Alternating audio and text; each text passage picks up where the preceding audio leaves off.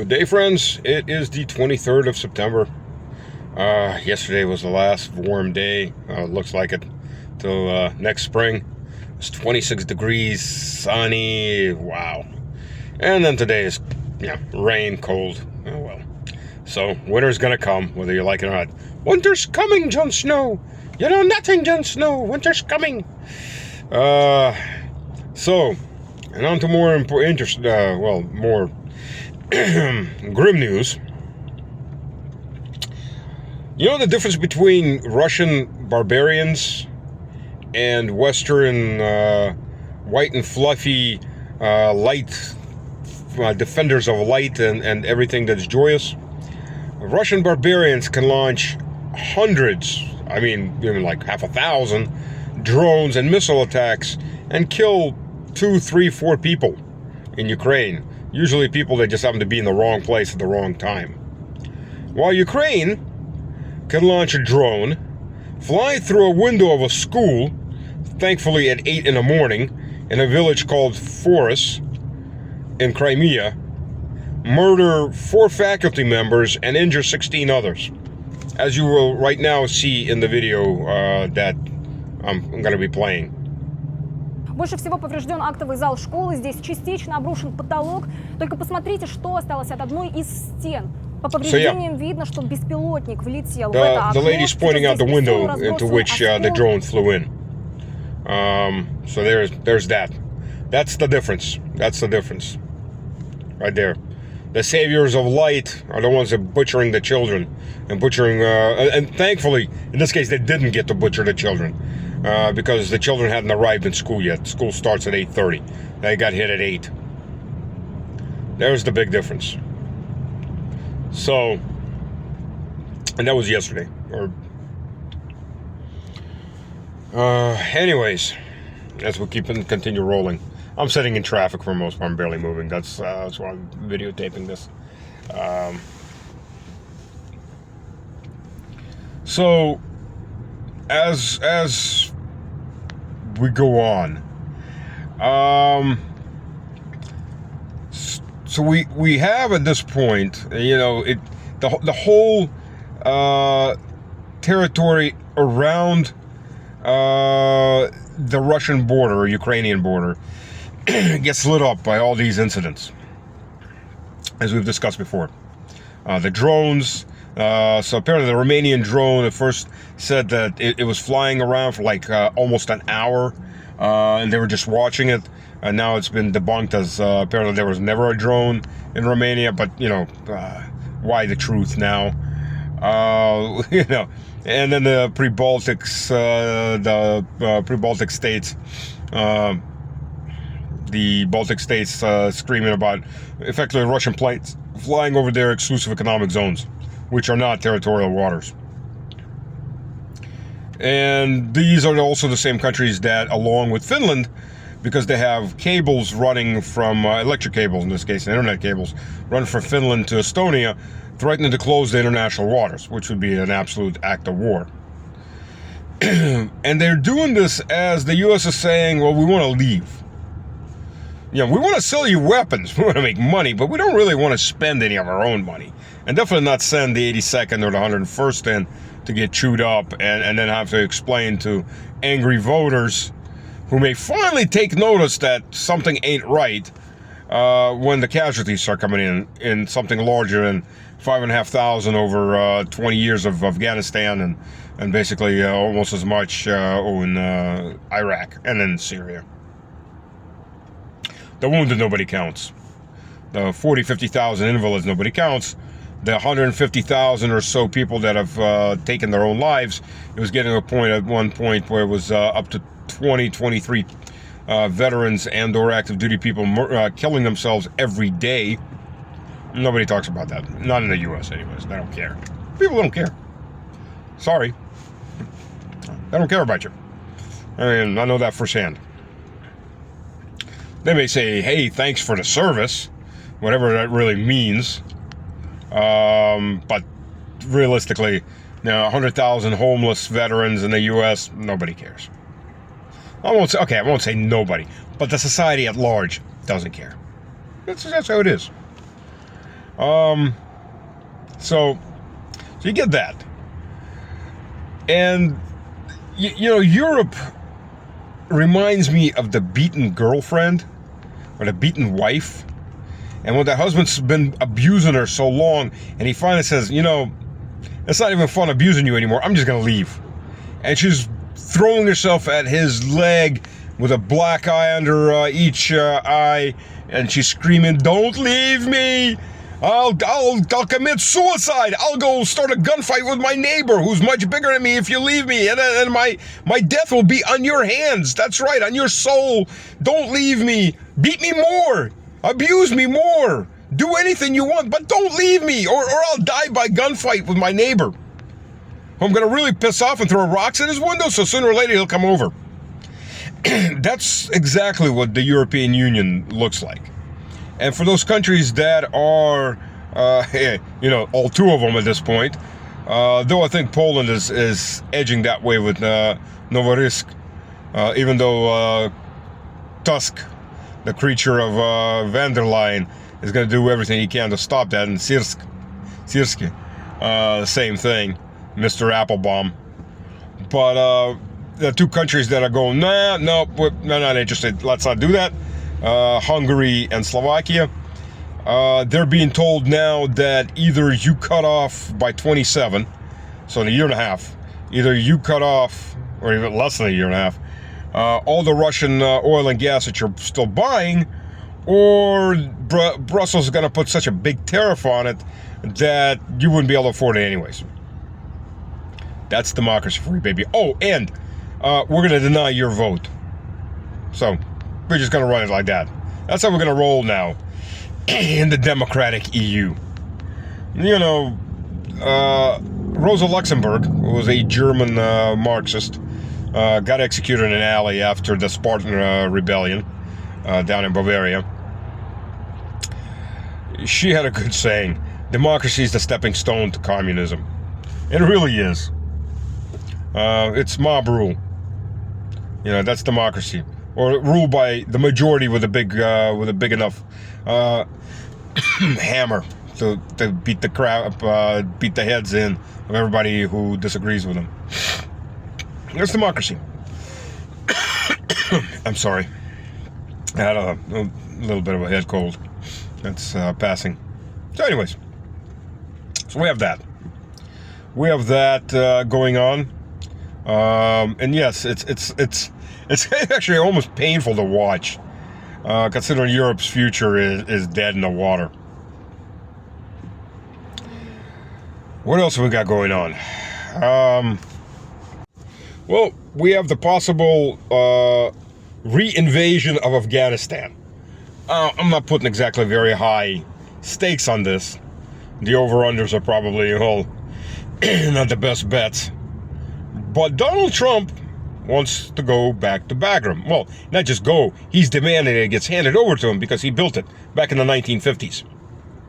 Yeah, that was the Soviet Union. Yes, you're right. 1960s. Well, he's demanding that, they have to return it to us. Why would they have to return it to you?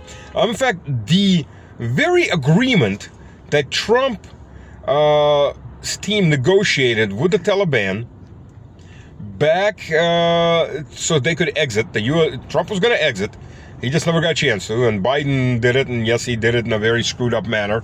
It was a very embarrassingly screwed up manner. The fact that not a single general, as far as I know, ever got canned for that embarrassing fiasco, or even got canned for cutting off the spending that was driving the kickbacks. I mean, just consider this. Just consider this.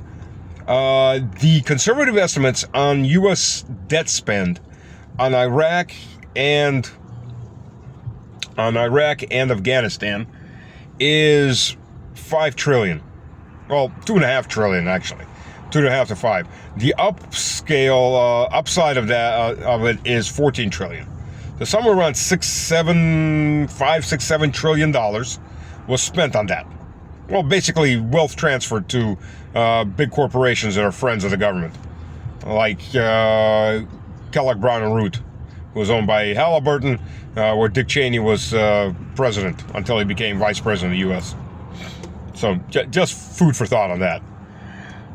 So yeah, and that's big money transfers to the rich and powerful in the U.S. and in European companies and so on. So there was a big gravy train that ended.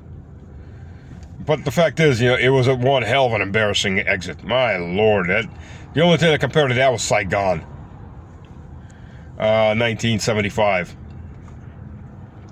So, I don't even know where to start. First of all, I love that from Trump. It's an hour. Bagram is an hour's drive from China's nuclear facilities. An hour's drive. It's not even an hour's flight.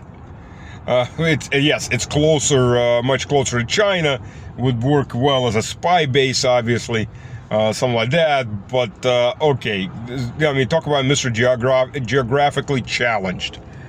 And I'm beginning to think mentally challenged, honestly, because if you look at the way Trump talked in 2016, and you look at the way he's talking now, he sounds more and more like a 12-year-old than as an adult. He's talking in sentence fragments. He's beginning to have problems formulating his thoughts clearly. Obviously, it's not as bad as Biden. Biden was a walking corpse, still is. Mr. Broke, I don't have any money because I don't know, Sonny Boy spent it all. I mean, come on. That's a family that stole so many millions of tens of millions of dollars. I'm kind of having a hard time believing that suddenly he doesn't have any money. And by the way, he just got a contract for a book about his life. They should call it The Deep State by Biden, since he's only spent 50 friggin' years in the U.S. government, or 60 years. I mean, basically almost his entire adult life in the U.S. government as a politician or assistant to a politician, and so on. Getting rich off the system. Very, very, very rich. And he's gotten $10 million for the rights on that book. And he's broke. Yep. And he's broke. Try living like the middle class. Yeah, that would be a shock and something, a shock and awe for a guy like Biden. Live like the middle class. Or try to survive like the middle class. So, there's that. I can't even imagine, first of all, how do you get to Bagram? You go by air. Okay, yeah, you go by air. Through which countries? Through Pakistan, that's not exactly the friendliest country right now with the U.S. because of Israel. Through India, that Trump shite in Moby's cereal. Who else? Through Central Asia, and before that through Russia? Or through China? Let's begin with that. Second of all, how do you defend an air base in the middle of Indian country? And I'm talking about like American Indian country, like that's just a saying. So you're in the middle of a hostile land. And you gotta control a big enough area outside of that, so when the planes are taking off or they're landing, nobody's just gonna go pop them with an anti-air missile. Shoulder-fired Stinger, for example. Or Igla. Russian Igla. Soviet Igla. And pop goes the tanker, or the transport plane. So you've got to get a big enough circle, control the high ground so nobody snipers your aircraft coming in and out. And doesn't launch rockets into your base every day. So that would be occupying ever more and more land. Mission creep, basically. And the Taliban is not going to sit idly by. So Trump said, either give it back to us or bad things will happen. Oh, Mr. Bad Things. Mr. Bad Things will happen. I don't know. What are they going to do? Unleash the shitstorm? I mean, that's kind of what he's hinting at. But there's a limit of what he can do. Never mind, U.S. in Afghanistan would just be a godsend to so many countries. You want to talk about a proxy war? Oh, geez. Yeah, this isn't a proxy war, by the way, on Russia's border for Russia, where it's an existential crisis. This is a proxy war that's a economic and political collapse.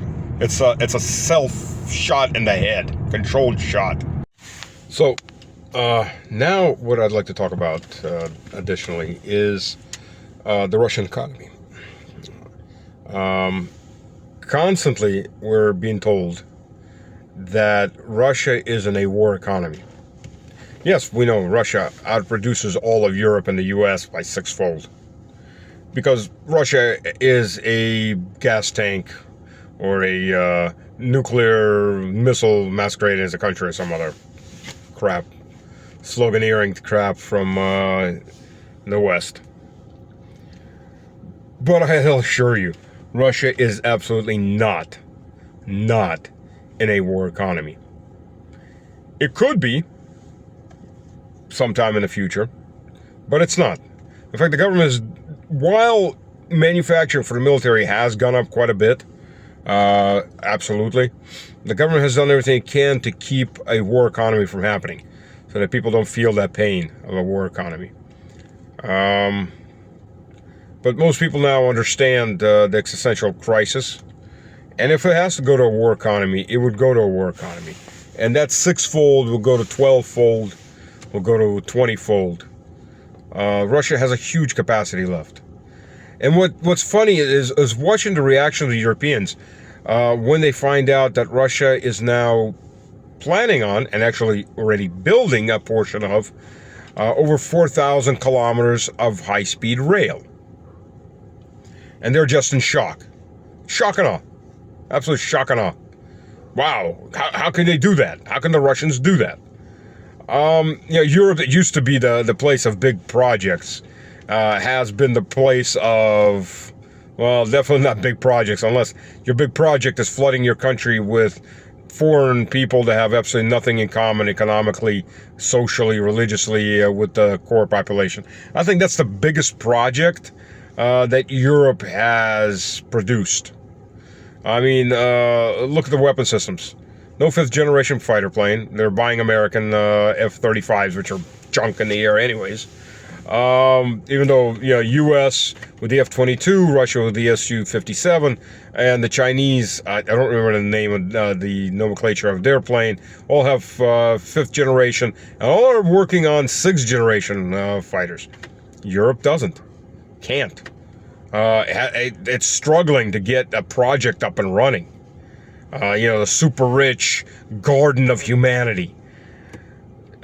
Tanks, you look at the tanks, they're all outdated, just like the Abrams, by the way, while we're at it, honestly speaking. SEP 3, SEP 4, SEP 5, whatever it's going to go to, it's still outdated.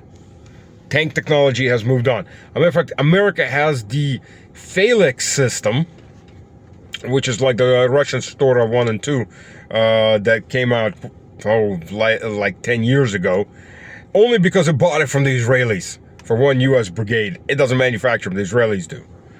And the Europeans have nothing of these systems. So when Russia is laying down the high-speed rail, from Moscow first to Tver, and then from Tver to Novgorod, and Novgorod to St. Petersburg. You're basically going to have from city center to city center, from Moscow to Tver, about 40 minutes. So it's about 250 kilometers. So about 40 minutes. So you can make it up to, at that point, up to St. Petersburg in about 2 hours. Actually, I guess it's going to be even less than 40 minutes. City center. Because it does have where it has to accelerate and decelerate. But somewhere around half an hour. Then about 2 hours max, you'd be up in St. Petersburg. Probably less than that, I mean, if you really think about it. Hour and a half or so. And that's because it's making stops along the way. And again, Europe doesn't have these kinds of projects anymore. Europe doesn't have projects like the Kerch Bridge, which is one of the reasons I think the Europeans really, really, really want to destroy the Kerch Bridge. Because it is a symbol of everything they can't make anymore. It is a symbol of everything that is their past. that they're incapable of doing now. That once upon a time they could make big projects, but they can't anymore. That's why they ridiculed it so much when it was being built. Oh, it can't be built. And then, of course, the Ukrainians ridiculed it, but all the Europeans gangbanged on that. Oh, it can't happen. It's not going to happen. No way. No, the Russians can't do it because the Russians were doing it themselves. Oh, God forbid the Russians could do something. And there we go. We have it. We have actually two bridges, because there's a rail bridge that's a separate bridge laying parallel. No matter how many times they've tried to blow up, all they can do is blow up a small section of it. God's sakes, it's like 18 kilometers long. If you try blowing that all up, you ain't got enough missiles. We'll put it that way. So it's sad to watch in its own way. It's like that old eccentric aunt up that sits in her room, remembering how flashy of a dame she was, and how everybody loved her, and this and that and that, and her time has passed, and that's what we're looking at. That's basically what we're seeing. So, anyways, it's a short episode today because I guess the Trump hasn't been doing too much talking, not like usual. So, God bless. Talk to you later.